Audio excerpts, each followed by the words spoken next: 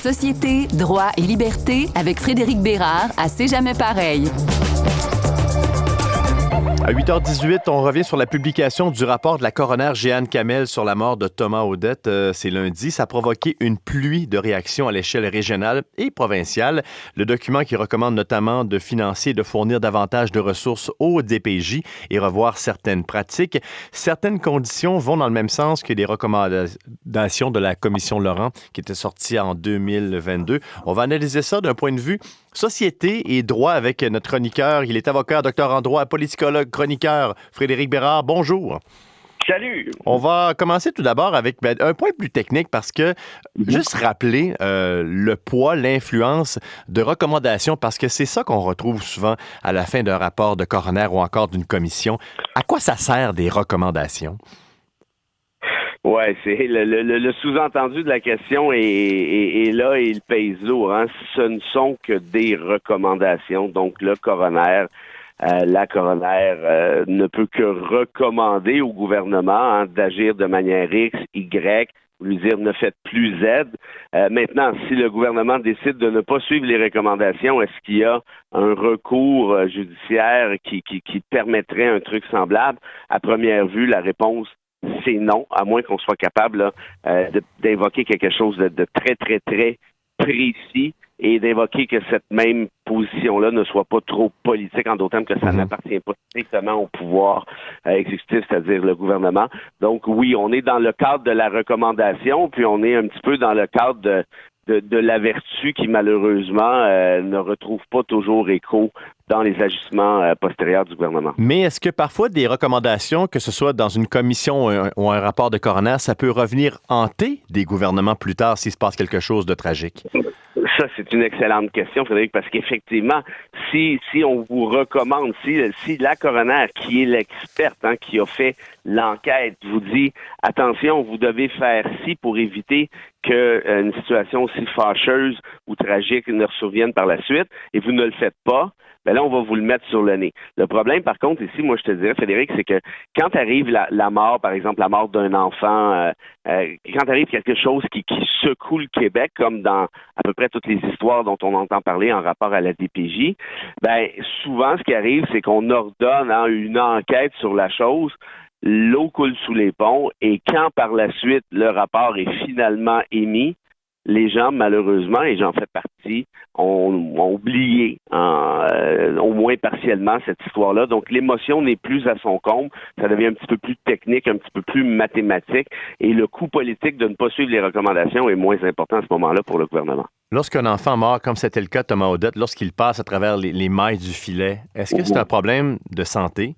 Est-ce que c'est un problème de sécurité publique? Souvent, on va dire un problème de société. Sur quel angle on le prend, ce problème, Frédéric? Je pense qu'il faut y aller de manière, multiple. Hein. Tu peux pas te dire, c'est strictement un problème de sécurité. Tu peux pas dire que c'est strictement un problème de santé physique ou mentale. Quand on dit un problème de société, ça veut rien dire et tout dire en même temps. Hein. Rien dire dans le sens où c'est plutôt flou. On ne sait pas trop à quelle science ça fait référence. Mais moi, j'aime mieux voir le verre à moitié plein, c'est-à-dire, oui, au contraire, c'est un problème de société. Ça veut dire que de multiples facteurs à tout ça. La commission Laurent a travaillé fort, hein, on le sait. Elle est allée avec d'un rapport étoffé, précis. Là, je pense que c'est le temps qu'on se bouge, qu'on mette en application ces mêmes recommandations-là et qu'on suive les recommandations aussi de la coroner dans le cas qui nous occupe actuellement. Parce qu'autrement, on tourne en rond. Puis moi, ce qui me déplaît, c'est d'avoir parfois l'impression justement qu'il y a des politiciens qui font un peu de la politique avec ça en disant, comme j'expliquais tout à l'heure, on lance une enquête là-dessus, puis par la suite, les gens ont oublié, puis on peut passer à autre chose. Moi, je pense qu'il est temps au Québec qu'on s'occupe sérieusement de nos enfants. On a un problème avec la DPJ, particulièrement sur le plan du manque de ressources.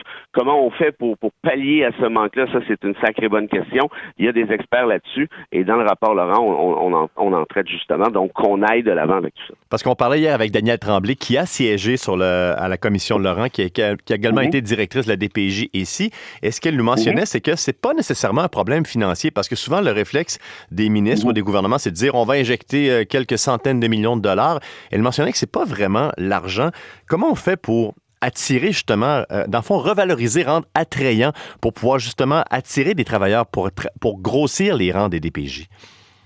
Ben écoute, anecdote pour anecdote, moi je connais quelqu'un qui est avocate à mon bureau d'avocat, qui a travaillé à la DPJ comme travailleur social à l'époque et enquêtrice par la suite, si je fais pas erreur.